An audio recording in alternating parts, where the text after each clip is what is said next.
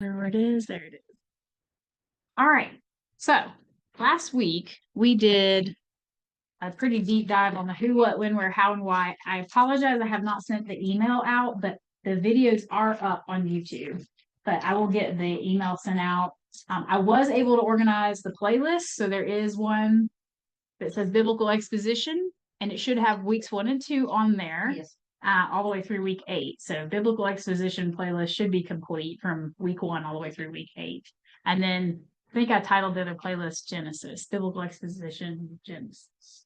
So I can go on YouTube and watch it, even though the email hasn't come out. Even though the email hasn't come out. Yes, I did get it posted. And so then the Genesis stuff, I think I put 1 and 2 up for Genesis as well, but I didn't send the email out on those yet. I'm pretty sure I put them up. So, but they are there. And sometimes YouTube's just weird where you find in videos. It's not always easy without the links, but I will send the link once I get week 3 up today, and that way you'll also have it. So and I didn't pull the PowerPoint up, but what we were going to talk about today was some of the repetitious things and some comparison of the previous story of Hagar and Ishmael. Because when we start looking at texts that kind of parallel, that's where we are able to start lifting the principles that we can carry across the bridge. And so if we look at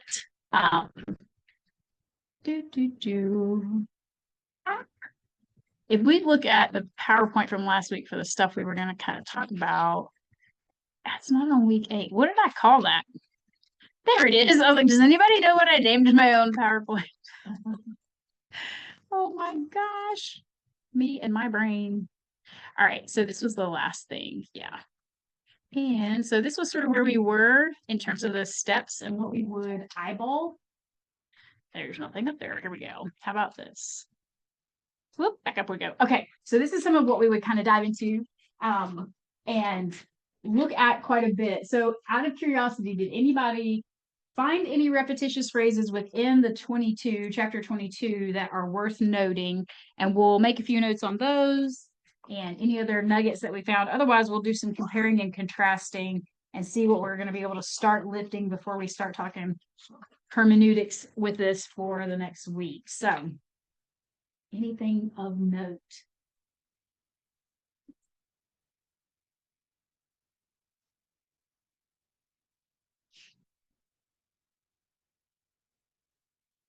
Did anybody look up the Here Am I piece?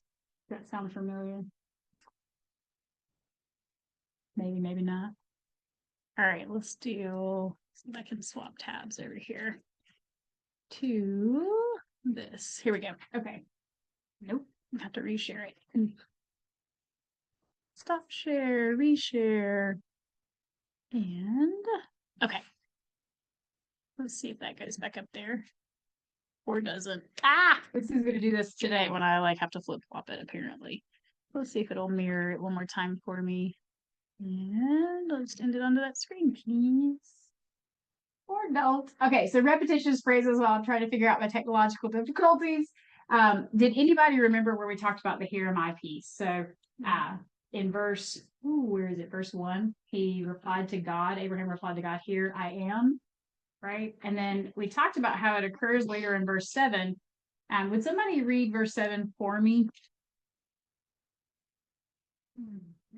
And Isaac said to his father Abraham, my father, and he said, here I am, my son.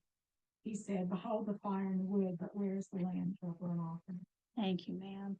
So what we have happening is that Abraham's response in English is very different than Abraham's response in Hebrew.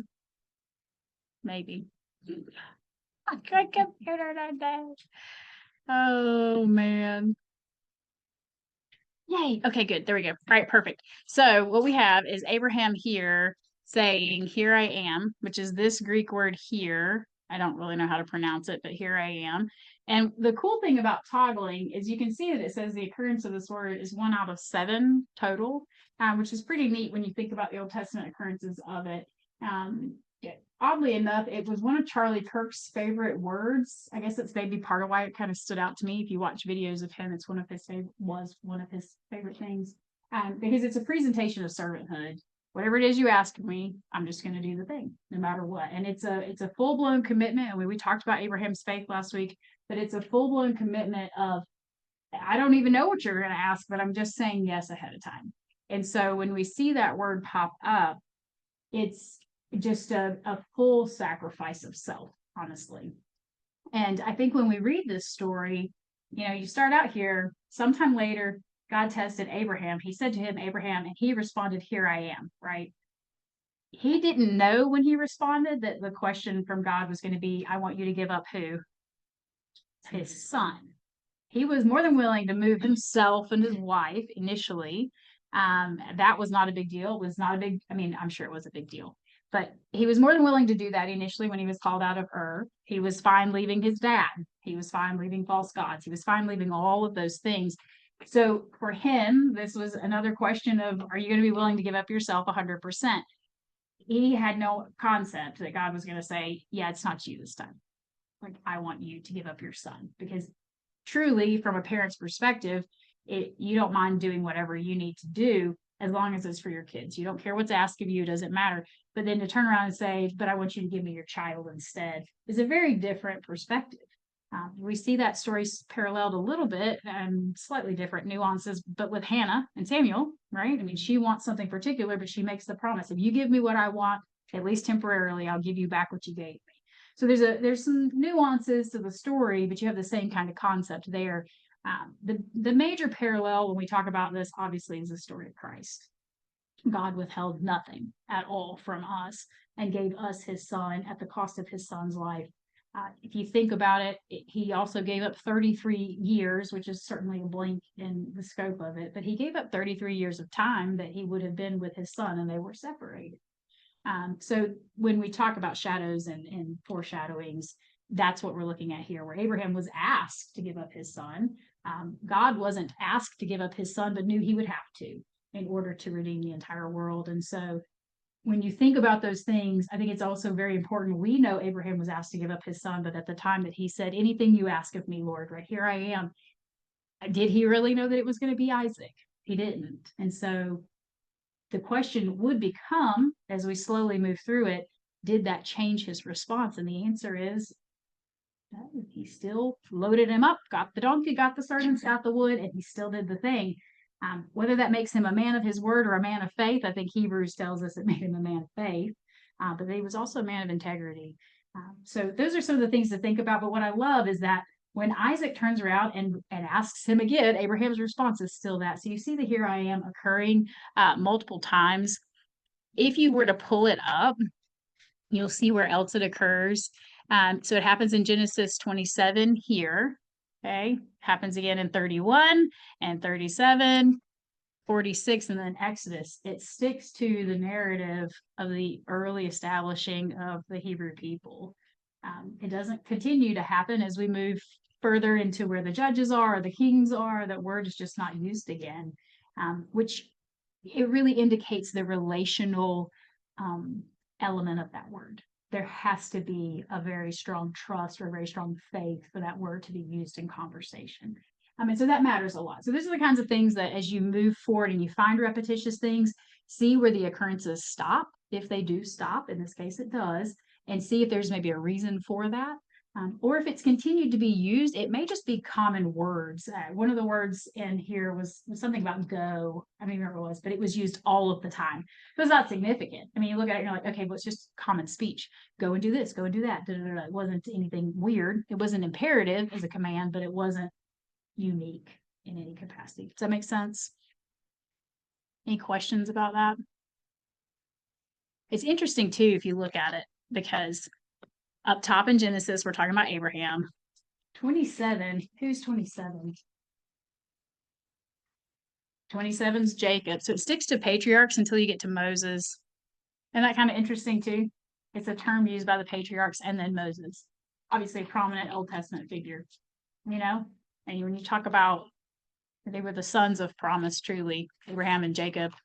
And Isaac's kind of skipped in there. I don't know if he was kind of a quiet fellow. If you read his story, he just stayed in the promised land, had some kids. Like he doesn't, there's not He's prominent, but there's not a ton of stuff in the Bible about him, interestingly enough. Like he's almost secondary to Abraham's story here, right? Even though it's a big story for Isaac, he's still secondary. He's not the main character.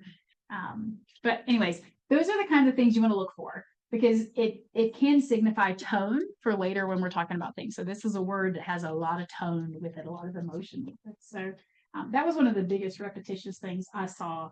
Were there any others from y'all reading over it or anything that just kind of catches you right off the bat?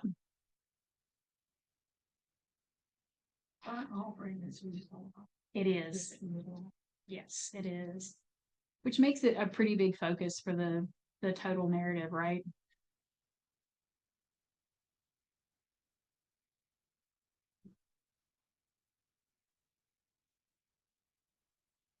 You have an interesting tie there when you think about here I am, right? It's a hard service and total commitment, but that total commitment requires what?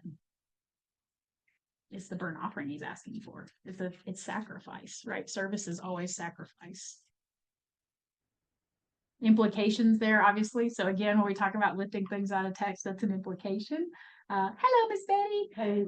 Though not an explicit directive, right? So always be careful if it's implied and you read it out of it. If it's not stated explicitly somewhere else, be careful calling it a principle. But obviously, we read over and over and over again about how sacrifice and service are hand in hand.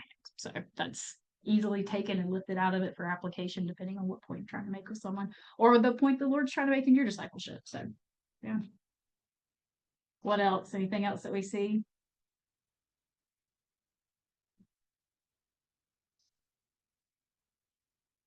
If not, I have a point I need to clarify that I feel like semantically I need to correct.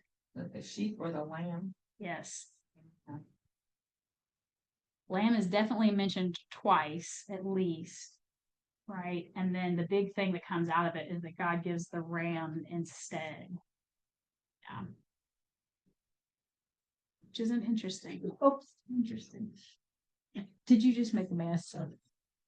It's just water. At least it's water. It's water, Betty. I don't think there's any paper towels in here either. Although there's like plenty of coffee and no paper towel. That just sounds like an accident. All right, so the lamb happens multiple times. I mean, obviously the name Abraham and God, those things happen over and over again. Son several times. That word provide in 14. Yeah, let's talk about it. Yeah, that place the Lord will provide. I've written a bunch of notes on this, and I don't even know where they went, but anyway.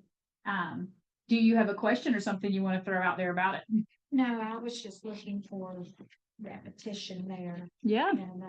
And I guess that would be an interesting word to look up in Greek and see exactly what is meant in Greek. Yeah. So it would be in Hebrew, but it's totally fine. You're right. You're good. No worries. Implication. Yes. Because they give it a name, right? Okay. So it's actually a really great segue. Can we segue for something repetitious that goes across discourses and narratives? Yes. Okay. All right. So what I want you to do is go back to 21 then, because this is to me where if you're teaching doctrinal principles or trying to disciple someone and they're going, well, who is God? I don't really even like God's this big concept in the sky, but tell me who he is. Let me know. And so in our D group, we're talking through Thessalonians right now. And one of the things that Paul says in chapter 3 is that he wanted to get back to them to supply what they were lacking.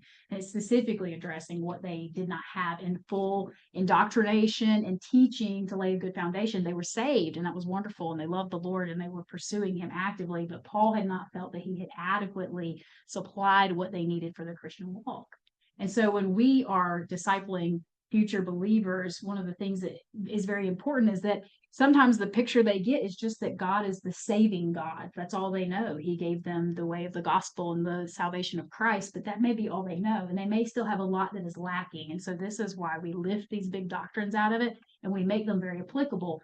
It's told in a narrative for a reason because we can identify with these very, very easily.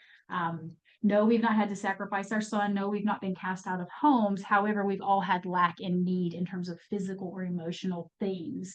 So when you go back to 21, another player, big player in Abraham's life, because Sarah got in the middle of some situations and Abraham said, here I am, over and over again. if you look at 21:12, you can compare the Hagar and Ishmael text with the Abraham and Isaac text. They happen obviously in close proximity on the timeline as well.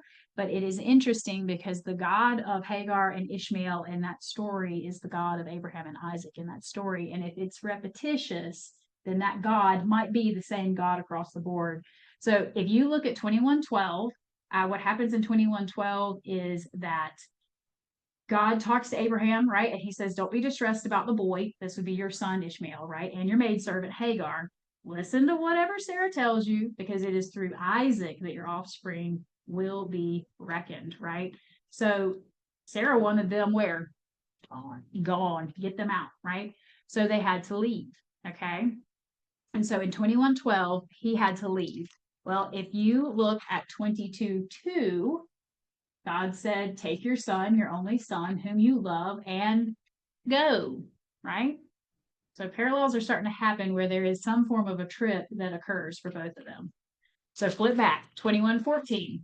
Early the next morning, Abraham took food and a skin of water and gave them to Hagar, put them on her shoulders, and sent her off. So she went on her way and wandered in the desert of Beersheba. If you flip back to 22:3, we have them getting up when? Early in the morning again. Now, is that anything other than cultural relevance? Probably not. You go on a trip, you get up when? Early in the morning. We all do the same thing, right? We're going somewhere.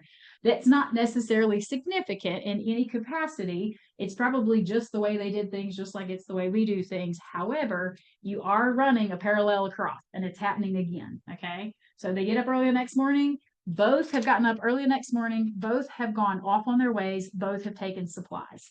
Again, probably not that relevant, but it is interesting that the same details are being recorded again and again. If you go back to 21:16, it says that basically Hagar put Ishmael about a bow shot away because she did not want to watch her son die.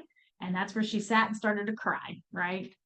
If you look at 22:10, what were they going to do with Isaac? He reached out his hand and took a knife to what? To kill him, right? Ishmael was going to die, starvation and heat and all of the things.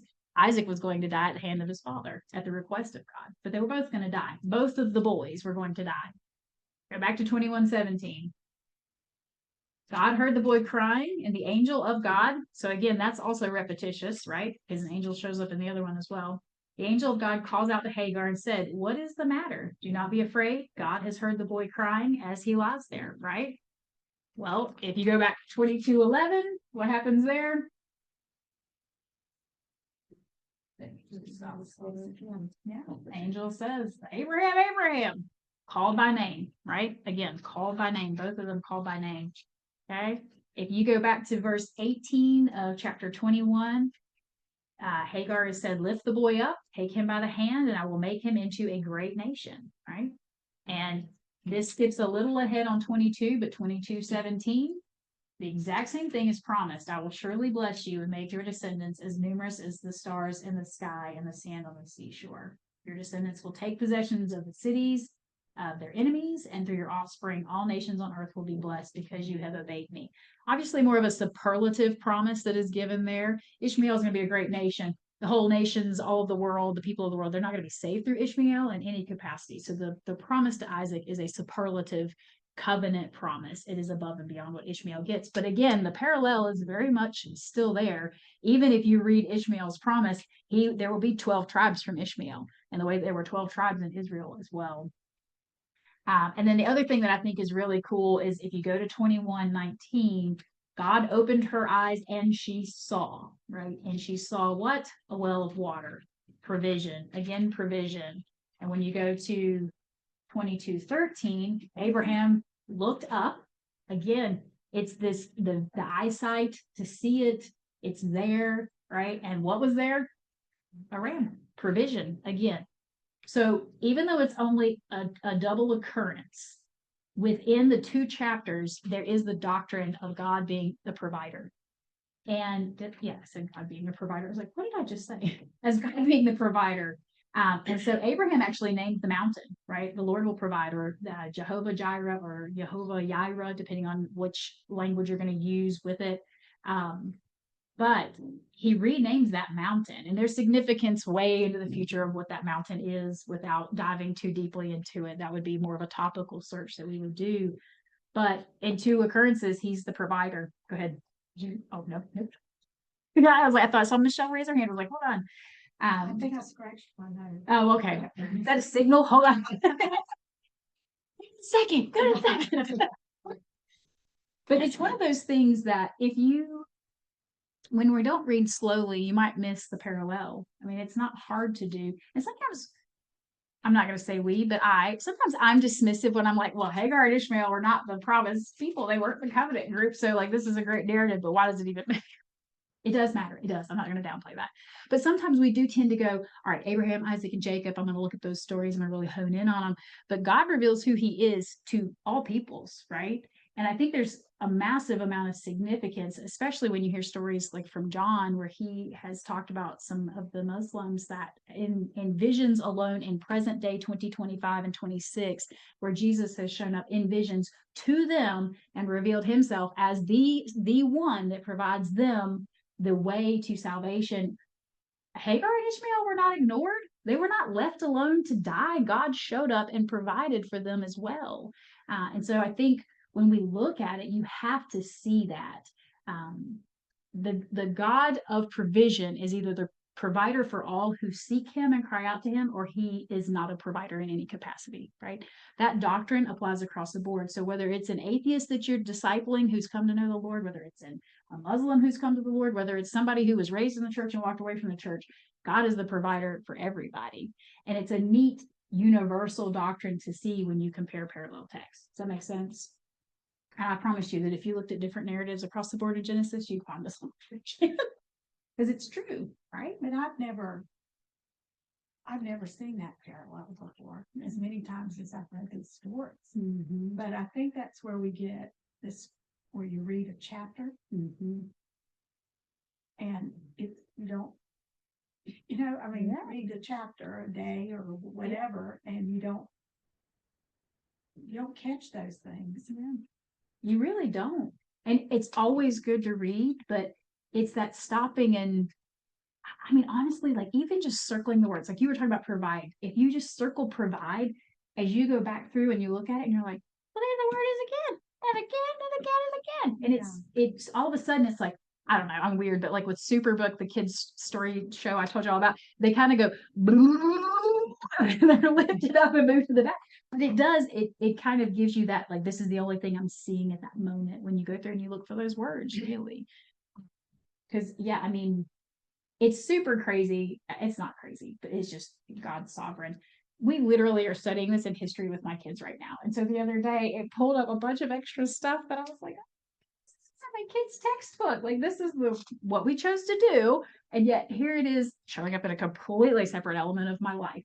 But it was fascinating because it was kind of trying to teach some of those things, like to not dismiss Hagar's story, because most of the time we kind of do. I mean, I've been in Sunday school, I know, 50 years, and I don't think I've ever heard the story of Ishmael. I mean, we all knew Hagar, we all knew that, yeah. but you just immediately focus on Isaac and you don't focus on Ishmael. I mean, I've read it and I don't know what happened to him. Yeah.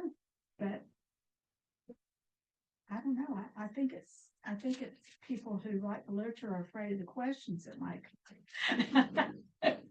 They are dangerous questions. I don't think they're going to come through the roof, but I don't know.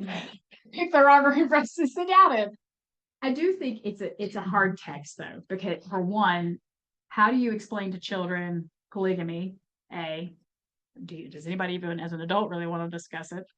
Then the rituals associated with it are also equally bizarre, and having to handle those in a classroom setting are strange.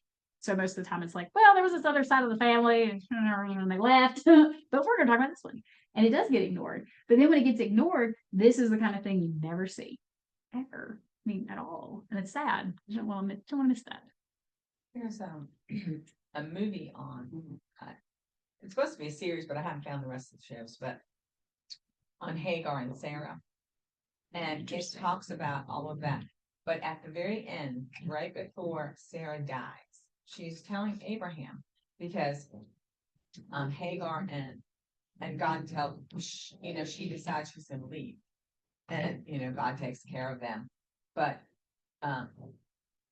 Ishmael found a letter from Sarah and Hagar that she was going to give up the baby and leave. So, and at the very end, Sarah was telling Abraham how she had left the letter out for him to find. Mm.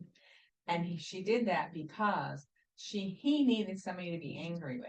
Yeah. And so it was okay for him to be angry with Sarah. She didn't want him to be angry with his father. With Abraham. Yeah. And it was like, wow, I didn't even think about that being. Since the faithful woman of the Bible. Yes. And Terry's like, I know what that one is. Hold please. Yes. I haven't found the rest of them. It's where, I think it is, I don't know if it's coming up a new season Okay. or what. Yeah. But it's like, I mean, it's a good story and Mhm. it sort of fills in the blanks. Yeah. That's not here. Yeah. Kind of like Chosen. Yeah, I say creative license with things. Yeah. But I mean, like Abraham was off somewhere. He wasn't even around when Rebecca, is it Rebecca? Mhm. When Abraham's servant or whoever brought Rebecca back. Mhm. And Isaac was angry with his father, because he told Rebecca, he said, he about killed me. Yeah. Leave an odd family past and Yeah. just kind of say, I mean, it does tell the story, but it also fills in yeah, sometimes they'll do that. I mean, their own ideas. yeah, for sure. I think some of those things come from history, though, too. True. Yes. Not always just fill in the blanks, but Yeah. they found other things in history that could answer some of the questions. No, yeah. Well, like with Sarah, when it says Sarah, what was it? She did something with Hagar, and I don't remember what the word was. She mistreated her, and that's why she ran away the first time. So if you read what was very commonly done from the Chaldeans, they would actually take a gallon of salt and they would wash their servants' mouths out with it over and over again until they used up all the salt. And that was their punishment. If they were displeased with their servant, that was what they would do. So there's speculation. Creative license if you put it in a movie, but there's speculations of it. There's something else that showed up in, it was when Leah and Rebecca, Mhm. they were both trying to get pregnant. And they came out, Leah came out first. She had 2 jars and it showed that she was pregnant. And I looked it up. Did they have pregnancy tests back That's then? pretty. I was like, here's this one versus that one. I don't know. That's interesting. It said that they put some kind of barley or grain or something in these jars. Yeah, if it grew, Oh my, sprouted, isn't that interesting? then they were pregnant. See? And that's the reason, to me, if you use extra biblical things when you are trying to teach, and that kind of comes into the hermeneutics piece of it, where you're trying to teach this to the next group of people, you do often need extra biblical elements to fill in the story gaps. Now, it always has to be under the caveat of this is historically what they would have done, or culturally this would have been very normal. No, it's not in the Bible, but because we've studied the archaeological digs and what have you, they've pulled artifacts and things and they've found this information. And so it does give us some insight into it. I mean, if you think about it, we read that Sarah was ugly to Hagar and she ran away. Well, I'm like, well, how? I mean, gosh, if she just said something ugly, is that really the reason to run away? But then you tell me that there's potential she washed her mouth out with a gallon of salt, and I'm going to go, oh, way too. This thing is mean, and it adds other elements to it where you're like, well, no wonder there was a lot of angst between the two of them and they behaved the way they did to each other. But you do have those pieces that I think are important. But they are important to look at, I think, across the board. And it's factual stuff. British Museum has a great online resource for a ton of this kind of stuff if you guys ever look at it. And they keep it all online, all of the catalog, everything they have in the museum. So it's really neat because it can fill in a ton of gaps, which is kind of awesome. So yeah, I mean, it is an interesting thing when you look at what was more culturally normal for them. It was very different for us. That's the reason some of that has to be done so that you fill in that earlier side of, that picture, that image we've used throughout all of this. So, one thing I want to clear up is the theophany. So we talked about this briefly, how the verse 11 of chapter 22, it says, but the angel of the Lord called out to him from heaven. And so we talked briefly about Christophanies and theophanies that can occur. And so that would be God showing up in the picture and Christ showing up in the picture. And just for a little bit of clarification, semantics wise, just because I hold my words with great weight. No one has seen God. That is boldly stated in multiple instances in the Old Testament. So when we talk about an angel showing up, if Abraham saw said angel would had to have been Jesus, because it cannot be God, because God was never seen. Just so that I'm clear, because I thought about it all week and I was like, did I say that Abraham saw God? He didn't. So I was like, let me just clear it up in the event that I don't clear it. So there's that. So the speculation there has to be that this is either an angel or this is Jesus showing up in some capacity in a human form perceivable by Abraham. It could not have been God the Father himself. So in the event that I left that muddy last week, I want to clear it. That would have been good to know last week when I was teaching my lesson.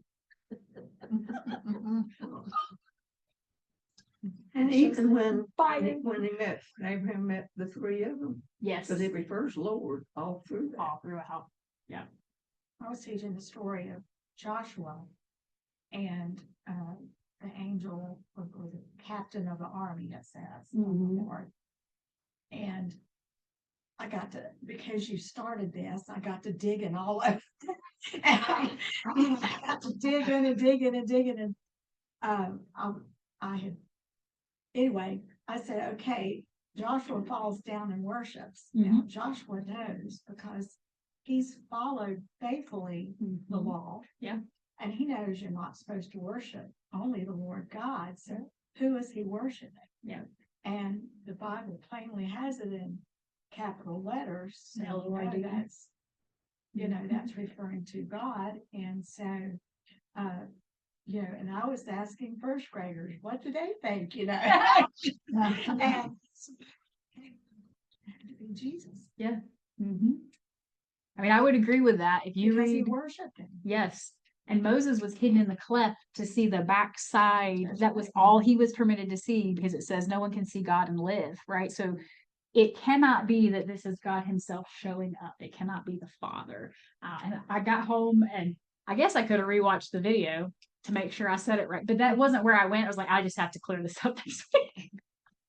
But yeah, I mean, so you're talking, if you think about the fourth man in the fire, that fourth man in the fire would have been Jesus. Yeah. So, which is really neat, but also I don't know how I would have handled that if I had been him, if knowing that I'm showing up to say, here's the provision and the sacrifice, and also in 2,000 years, that'll be me. I don't know. That would have been difficult, but those are the kinds of things I think about where I'm like, oh my gosh, can you imagine? But then you read it and it says, where am I here? Do not lay your hand on the boy or do anything to him, for now I know that you fear God. Well, I wouldn't say if I was God, I would say you fear me, but I know that you fear God, seeing you have not withheld your son, your only son, from me. So, and I agree that nobody can see God and live, but it's a little bit confusing. So here's what's fun with that too, though. What doctrine does that teach and introduce? Not introduce, it's already been introduced, but it teaches the Trinity, right? All the way back in the Old Testament, there's the Trinity. I mean, it's over and over and over again that it's taught to people, but So it's God the Son. yeah, I would say it's God the Son. I want to, what is it, 12? verse is that? 12. 22, 12. 12. Okay, so 12, here I am. Man, is that it again? Oh no, it's okay, yeah. Sorry. Yeah, he does it again right there. Lord speaking. And the Lord said, Abraham, and Abraham responds, here I am. There's that word again, y'all. Seriously, it's right there again. All right, yeah, so do not lay. So he said, here I am, Abraham, that I know now for anything to him do, or the boy or your hand from me. From me. It is an uppercase M too that is there. Only your son you have withheld, since not you, God, fear God. Hold look up. All right, let's look at this real quick. My brain's also not working. I'm like, I look at the number, right? Yes. So that's just the preposition.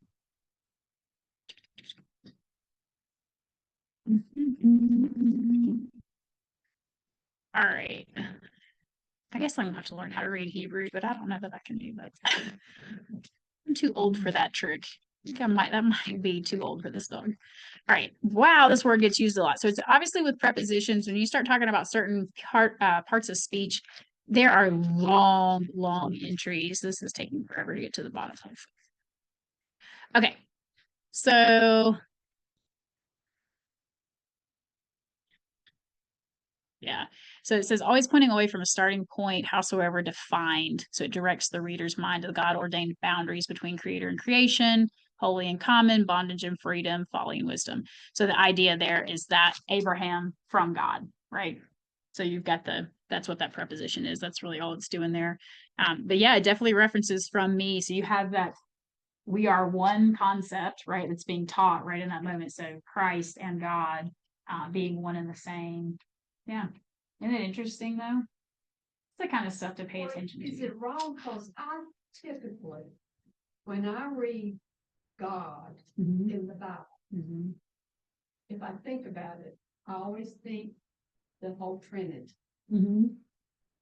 And then I think that then it separates out when it says God the Father or my Father or the Father. Mhm, That is the thought that God is the Trinity. mhm.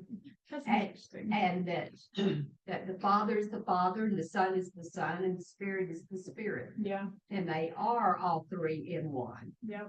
But I just kind of, Unless delineated intentionally. Yeah. What about y'all? What do y'all think when you read God?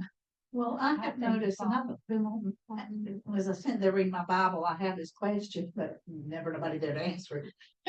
I'm not here to answer it either, just so we're clear. I have no Stirs up the mud, though, we're Yeah.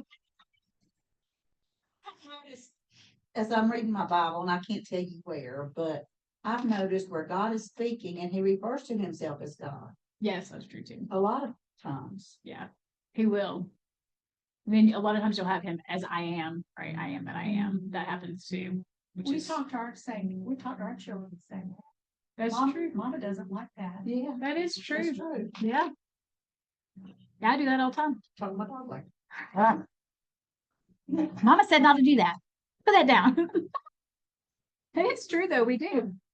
It's interesting. I know for me, when I read God, I read it as the unified Trinity always, unless it breaks it out. Or we have instances like this where you have a presence that has occurred and it's clearly a separation of two items, things, people, whatever. Otherwise, I read it the same way, Betty, interestingly. I've never paused to, Well, John's all about Jesus being God. yes, absolutely. Oh, yeah. Yeah, I mean, it states it, that's plain white, yes. you know, Yep. but I look at it as the Trinity when I say that we especially in John. Yeah, for sure. Interesting. When Jesus was on earth, there was He was definitely a the man. distinction. Yes, you had that very God clear. the Father. Yes. Yeah, I over and always over. do my Father's will. Yes. Yeah, and I Yeah. don't think. But how can you be fully man and fully God at the same time? Yeah, John's upset. He's around the corner. In line for us to have to walk me. We said, Here, I'll just but then he's all give you some light reading. fully this and fully that. Yeah. You need a different word if it's together. That's true. That is true. That is so true. That is that is not a doctrine I ever want to have to teach because it's one of those ones where you're like, I don't know how to explain this to you. I say it's today.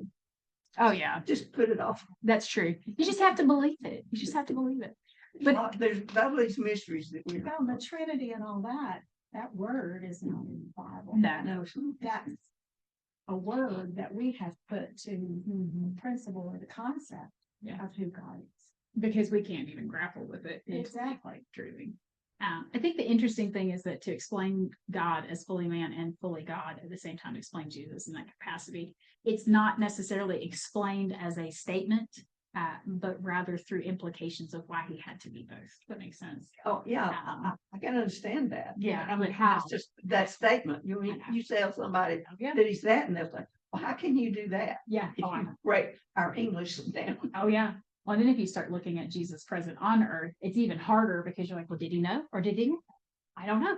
That's where I always struggle. I'm like, well, he was clearly God all together at the same time, but there are things he indicates he wasn't, not necessarily that he didn't know them. Like some of the words, how know is used in the New Testament for him indicates he didn't actually have cognizant knowledge of. But I'm like, so was he just like human in that moment, but not God? But that's not possible because it's not true. Anyway, No, that's true. John's down the hall. You know, he says, I do what my father tells me. Right. And you think, well, he's God, part of the Godhead, the Trinity. Yep. Why does he not know what his father? So it can really get, yeah. It gets, Where's John? I know, like, I'm leaving now.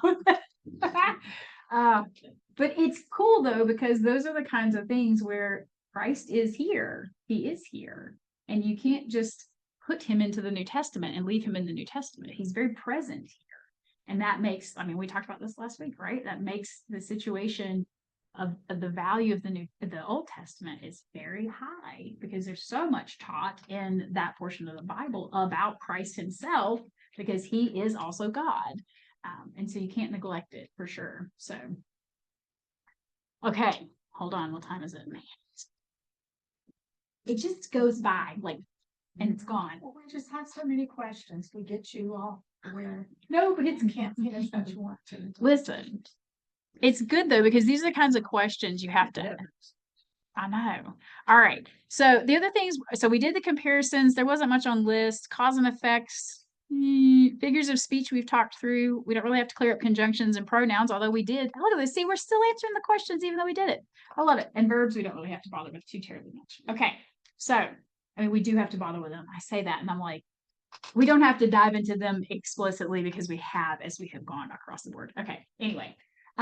So with 15 minutes left, a couple of things that as we move forward into next week, and I just sort of to set that stage, and we can come back to this for a discussion, but we will talk about hermeneutics next week. And I may just briefly do a little bit of, if I were to have to teach a lesson, here are the elements of a lesson that you would want to put forth. That way, you know, here's what I would pull in. And some of that is that creative liberty of this is culturally what would have happened. Here's why we would explain this because it'll carry someone from here all the way to the end with application.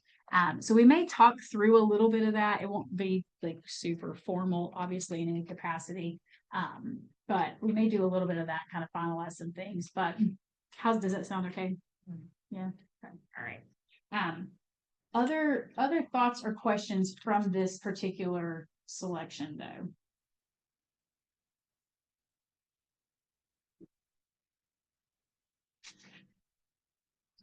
I've always heard this is the first place that the word worship is ever used in scripture. Oh, interesting.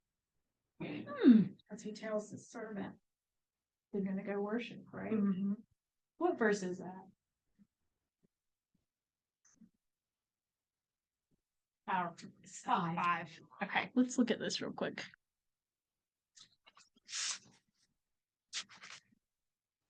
It is so interesting, though.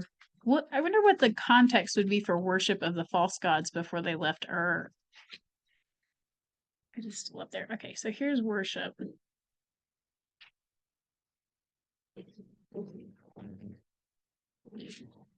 So it happens in Okay, when she did search, it was the first time it was used. I knew I had read that before. That's interesting. Yeah, so it's the same word though used for bow down, but it's not used in the same context as you can see. So when you look at it on 18:2, you have bowed down. 19:1, you have bowed down, but not the same context where you get it in 22:5. So it's a little bit different. Bowing down is that physical prostration, where worship is more of what? The heart. Yeah, exactly. Because then when you get to Genesis 47:31, where worship is used, then it says, then Israel bow in worship. Oh, so it's done twice. Oh, hold on. Let's look. That's so cool. 47:30. Going down here. 47. You said 21? 31. 31. There it is. Okay. Worship. Let's see if we can pull that up real quick. Oh, it's gonna put all of it right there too. That's pretty crazy. He said, swear to me, swear to me, about himself to Israel and head. Yeah, so it's different. That is crazy. But isn't that neat though? Because you have a difference of the physical prostration that you're having happen. This was the previous ones in 18 and 19 are probably when the angels showed up, right? For Abraham, I would think. Yeah, the three visitors. So that's the physical prostration of him in front of them, knowing that that was sort of the right, respectful way to address them, correct? But then to address God with worship with the same word was not necessarily to prostrate in front of him physically, but with the heart instead. So you start to have that delineation where David will address that later, right? In terms of what you're looking for is a sacrifice from the heart, not from just putting something on an altar. So it's an early establishment that the act should be both, but it eventually falls apart because of the fall, right? Plenty of people offer sacrifices because that's what they're supposed to do. And the heart's very hollow and empty. So that is really cool. So in 5 there, though, where it says, I'll go over there and worship and come back to you again, or come again to you. It's just gonna go over there and bow? No, No, he was going to offer the sacrifice because that was what God had asked for. But offering the sacrifice is not part of that. No, but it's context. So hold on, come down here. Okay, so that's that was his act of worship. that's what I understand, but that if I'm not, So I'm here, trying not to read something in Yeah, there that's not absolutely. there, yeah. then I don't see that. All right. So here's what, let me see if I can find it where they have it for Genesis 22. If they do, they may not. All right, here we go. Let's look at it. So what you have here, if you come further down, so they're talking about lowering of one's body, acknowledgement to another superior honor, et cetera, et cetera. So it's a unifying thread of bodily posture. But, and when you look at Genesis, God has specifically asked for the sacrifice of a life, not just this prostration, right? So when you see it here in 18:2, where it talks about right here, this is that physical expression. So that's context. So remember when we look at the lexicon, you'll have just the definition sometimes, but context will determine the extra layers to it, right? So in 18, the layer there is simply that he recognized these were men of honor, or that at least required him to, in certain cultures, you don't look someone in the eye if they are to be honored. So it was sort of that kind of concept. But I think when you go further into 22, you have a partnership of sacrifice and prostration. And so it's context that's determining that worship is a different thing beyond just the prostration. Chasing a rabbit, but you gotta Chasing. go here to Romans 12:1, Mm-hmm. where we are to present ourselves as a living sacrifice, Mm-hmm. which is our spiritual worship. Yep. Is that the same? Of course, I know it's a different language, but is that the same word? I would have to look to the Septuagint to make sure. So when they translate the Old Testament into Greek, to be sure, because they will use the same things. Let me see if it's in here though, because sometimes it'll tell me if it's used that way. Sometimes, not always. Spiritual service. Let's see. Yeah, depends on which translation. Yeah. This is the. No message change. All right. 33, no, And this 3301. says spiritual worship, NIV says proper worship. Okay, 3301. 3301. So in the Greek, from Romans 12:1, it's worship, service used of work done for hire or as a slave. It's clear from these passages the offering of sacrifice is connected to the service denoted. But that would mean that within the context, you have to look at it as that worship being like a literal living sacrifice, a surrender of all the things that is you. It doesn't make any reference to what would have been used in the Septuagint.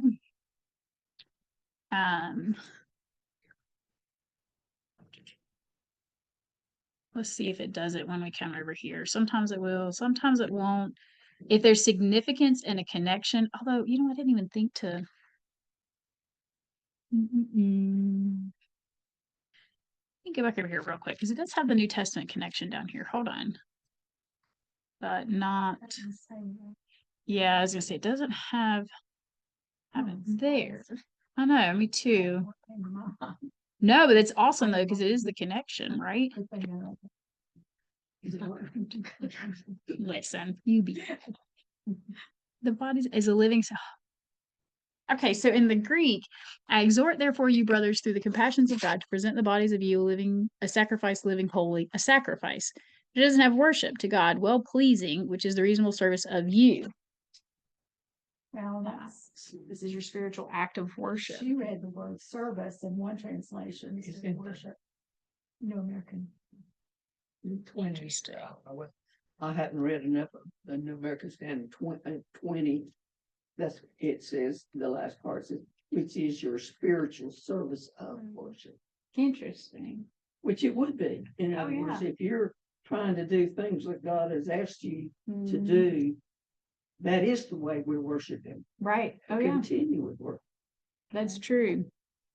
It's interesting when you pull it up in the Greek and it pulls it up as service only. It's so weird.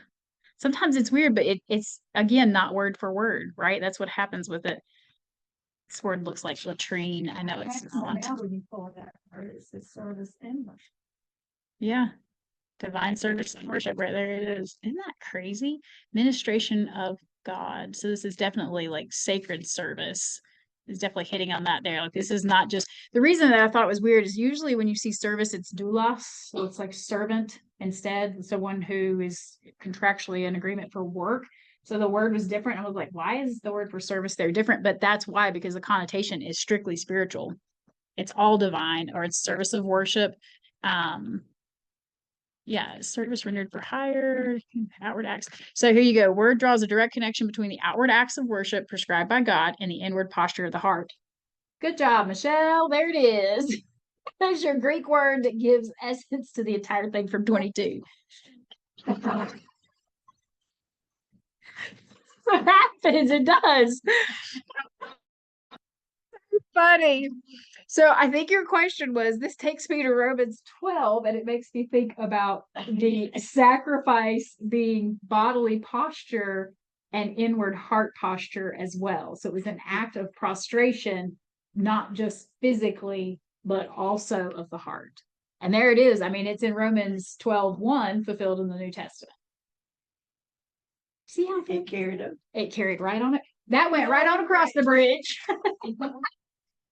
Yay, we did it! I probably should have shut that door. Jen's gonna be like, Heather is the gas. Yeah. We do. Isn't that cool though? I mean, that's the kind of thing that you can take and teach to someone because the concept of a burnt offering is a little bit. If you were a new believer, can you imagine somebody being like, so we're gonna talk about burnt offerings and sacrifices and be like, that only happened in Indiana Jones, right? Well, not really. But then this makes sense. This gives it New Testament application. This is where we sit as the church. This is where we sit as believers in the New Testament covenant.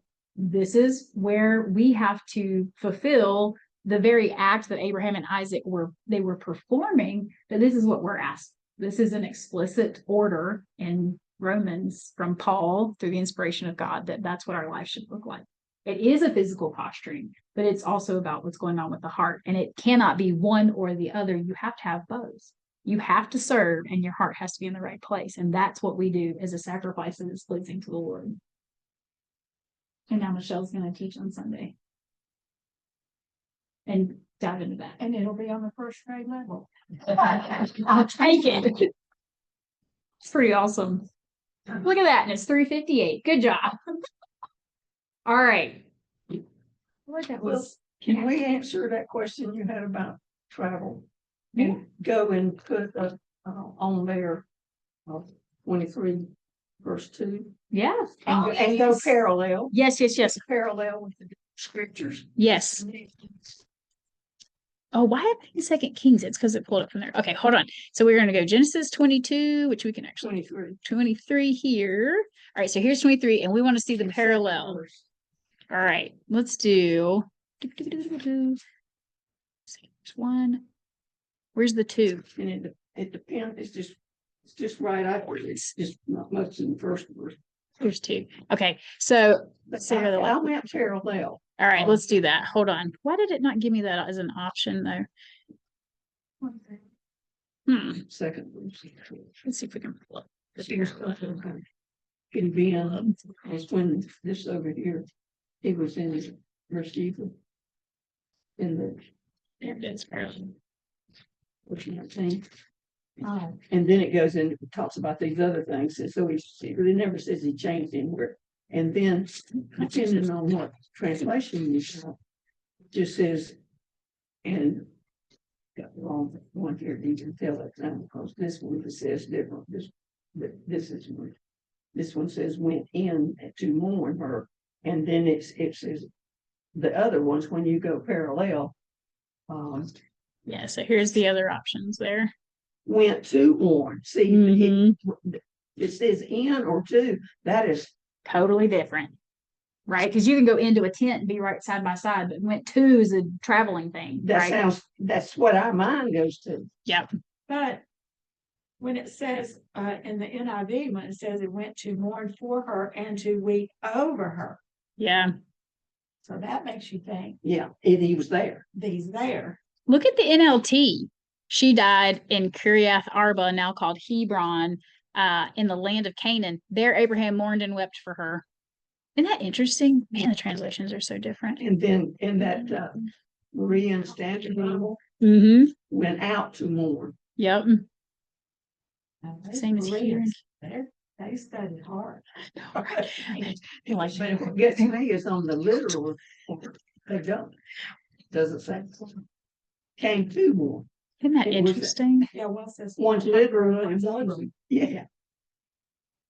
All right, let's look real quick at the interlineary on it. So one of the cool things, so I'll tell you, like I said, these again, Dennis Prager, a Jew, not a Messianic Jew. Everything he writes is very much from the perspective that Jesus was a good teacher, and that was the extent of it. He was not the Messiah. So if you read any of his rational Bible commentaries, just you have to understand that. However, it is insanely rich, especially because he is, I mean, if we were to have a Paul living today that isn't saved, to me, he's a Jew of Jews. He understands Jewish history and culture unlike anybody else, and he's very eloquent. I don't remember why I was telling you this, but anyways, this is a great resource. Why did I tell you all that? What was the question again? You were gonna go to the lecture. Yeah, Ian, we have all that. Oh, thank you. Yes. Okay. So one of the things that he makes note of, wow, y'all, my brain just totally. Yes. I lost it. One of the things he makes note of, it's right here. It talks about how she had the years of 7 and 120. 120 was the lifespan permitted by God, and he gave her a +7. And she's the only woman in the Old Testament that her age is noted. And so he says, when you talk about somebody of importance, Sarah was definitely a woman of importance to the story because she was given the maximum lifespan plus the number of perfection, and her age was actually noted. So one of those random trivia facts kind of thing. So If we make it to 127, we're doing pretty good. yeah, we should I mean, let people know. but special old. Love it. Okay. And so it says, as and was in the land Hebron, that is, let's see, this is Kirjath Arba. Anyways, and Sarah so died of Sarah of the life, and to weep for her, for Sarah to mourn Abraham, and came of Canaan. So she was in Hebron and he was in Canaan. I mean, it is literally broken down. And when it has the and came, let's look at what it is here. Way ya boy. And I'm just kidding. That's not what it says. Hold on, I clicked on the wrong word too. Sometimes I look at this and I'm like, I would love to hear this spoken. But so if you get to it, it's to go or come.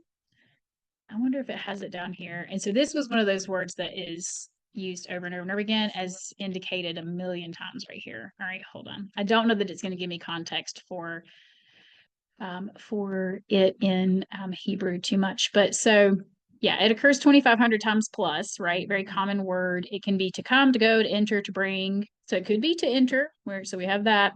But it's noted that they were in separate locations. That's where it's interesting. it doesn't have, let's see, Genesis. Let's see if it'll. Did you really listen to you? And when I scrolled down. All right, so here it is, Genesis 23:10. That's still not the right verse though. All right, what's the next occurrence of 23? So they don't even give it in the specifics for Genesis 23:2. Oh my goodness, a lot of goes.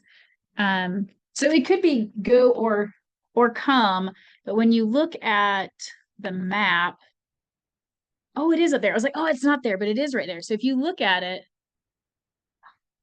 it's not. Oh, there it goes. There it goes.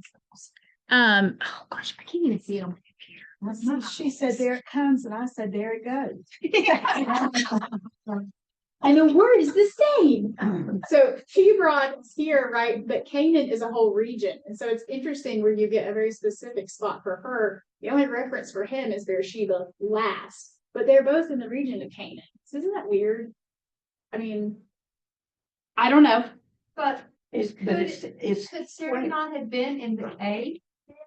And it's talking about Abraham going into the cave, not having anything to do With being with a the part. land name. I mean, it could be, but I know that in 22:19, he stayed in Beersheba and she was in Hebron. And those are two different spots. Yes. Oh, you're talking about the going and coming? that's 27 miles far. I mean, cause it says Look that. how a lot of maps.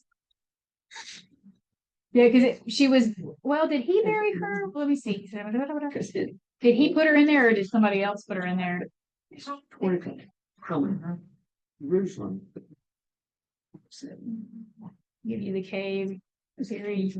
So if you go on down to 11, they go back and forth about who's pay. Are you going to pay for it? You're not going to pay for it. Anyway, I'll give it to you. Bury your dead.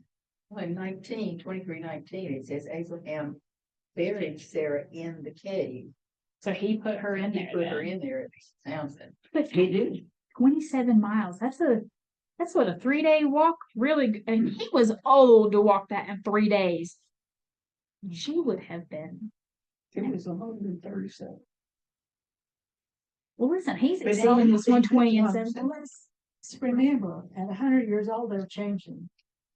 Well, Well, whatever they use for diapers. Claw. Chasing. So, So they were doing Not the same as what we consider.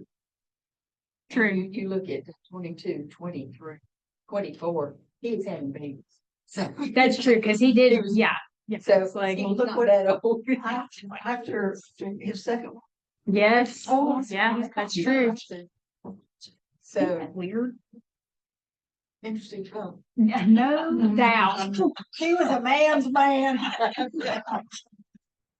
All he had left to do was make him as many as themselves. It's possible. Because he couldn't do that very well with seven. Yeah, it was not working out between the two of them. Another interesting character contrast is Isaac had a wife. His dad said that exact. He's like, I just need one. This is good. There's a lot of trouble.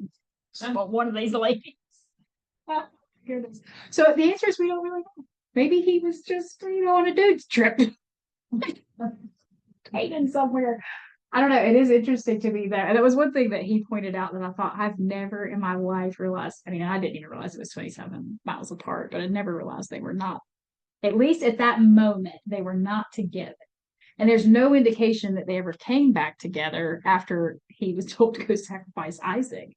So She got mad and left. yeah, she said, "You took my boy." Do that. They're an interesting family, but the thing about it too, and I think that's you don't always have to lift principles that way, but God still showed up for them. He still provided for them. He still used them. And the principles about who he was were unchanged, regardless of how they were or what they did or what they did not do. And that to me is always a reassurance for an old believer, a brand new believer. It doesn't matter. We will fail. That's just the truth of the matter, but God remains the same. So there's a lot about his immutable character that's very prevalent throughout the text. So, all right. Other things. What's the name of that book you shared, Shirley? That one right there is the Rational